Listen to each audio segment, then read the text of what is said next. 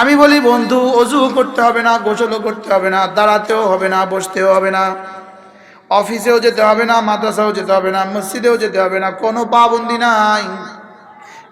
বসাও পারবেন, হেঁটেও পারবেন, চলতে চলতেও পারবেন। সুবহানাল্লাহ। আমি যখন একবার বলি আল্লাহ আল্লাহ আল্লাহ আল্লাহ আল্লাহ, আমার রব 70 বার জবাবে বলেন লাব্বাইক ইয়া আব্দি লাব্বাইক।